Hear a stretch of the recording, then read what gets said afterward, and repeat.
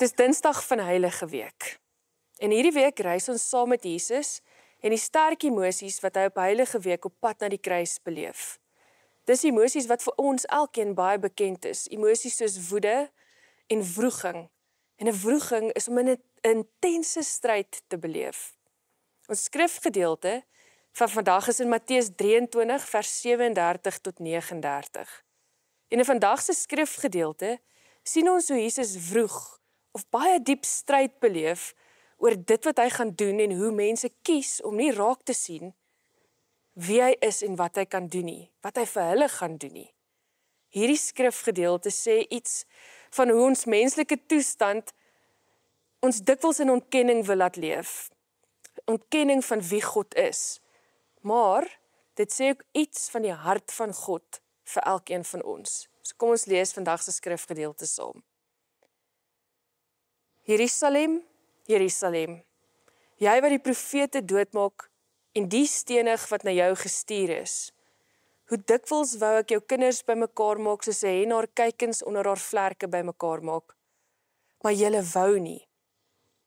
Kyk, julle huis word vir julle verwoes agtergelaat, want ek sê vir julle, van nou af sal julle my beslis nie weer sien nie, totdat julle sal sê, geseënd is hy wat kom in die naam van die Here.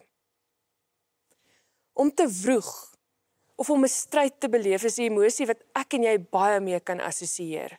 Dis die tipe emosie wat jou wakker hou in die nag. Dit neem jou gedagtewêreld oor en dit los jou met 'n klomp gevoelens wat voel of dit jou wil oorweldig. Dit laat jou voel jy's verdeel of in twee geskeur.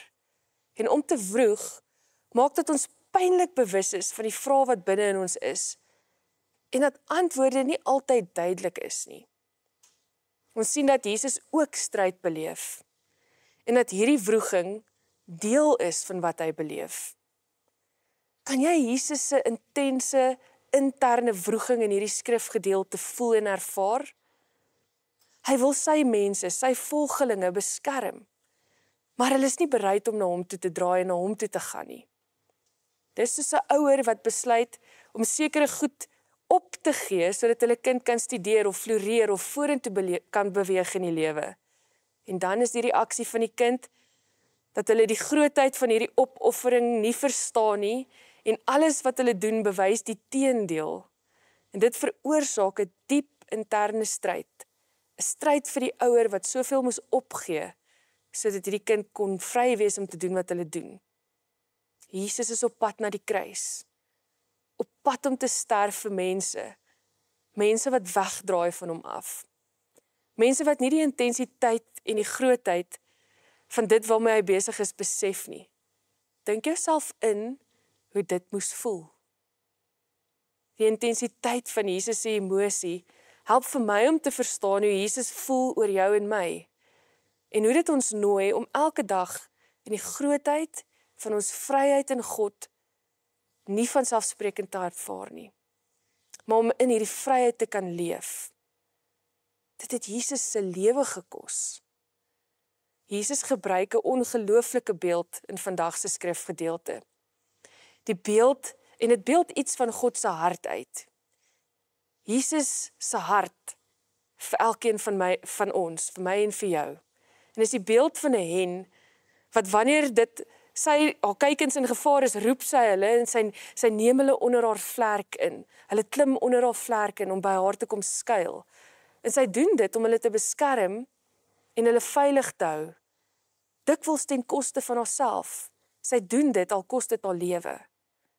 Jesus se beeld van hierdie moederhen wat smag om haar kuikens te beskerm, beklemtoon iets van God se karakter. Sy deernisvolle begeerte om sy mense te omhels en te beskerm. Hierdie beeld help my om iets van Jesus se wroging te kan begryp. En dit nooi my om weer liefdevol te reageer op God. Om in my elke dag leef, God se leiding en sy liefde te kan ervaar en aanvaar. Om ag te slaan op wat hy van my vra, as dit kom by as ek etiese besluite moet neem, en hoe ek my gesin gaan hanteer, hoe liefde die dryfveer is in die gesprekke wat ek met ander mense het, al dink hulle anders as ek. Soos ons in ons skrifgedeelte sien, is dit dat ons dikwels weier om gehoor te gee hieraan, en eerder op onsself aangewese te wees. Ons beleef op soveel maniere ook stryd, of dit oor finansies is, of oor gebroke verhoudinge, verwerping of besluite wat jy moet neem, ons beleef stryd. Dalk leef jy nou met moeilike vrae en vind jy jouself op 'n hopelose plek, in 'n stryd. En in dit alles, is dit so maklik dat wroeging maak dat jy op jouself aangewese word, en nie kyk na die een wat jou soos 'n moederhen onder haar vlerk wil inneem nie. Soos ons vandag saam met Jesus reis, op pad na die kruis, laat jouself toe om in sy wroeging te deel.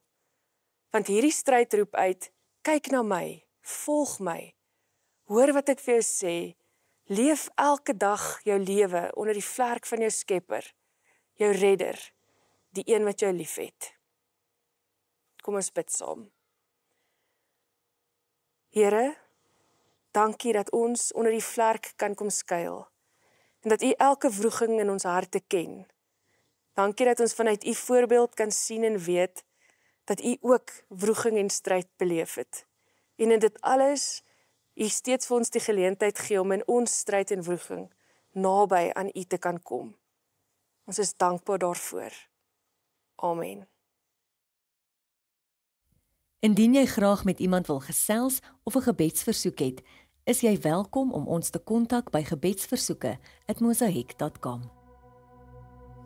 Ons is die kinders, soos U beloof het, vol van U woorde, vol van die Gees.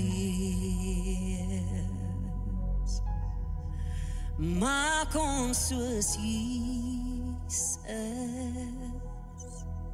een met die Vader, 'n lig vir die wêreld, een met die Gees. Maak ons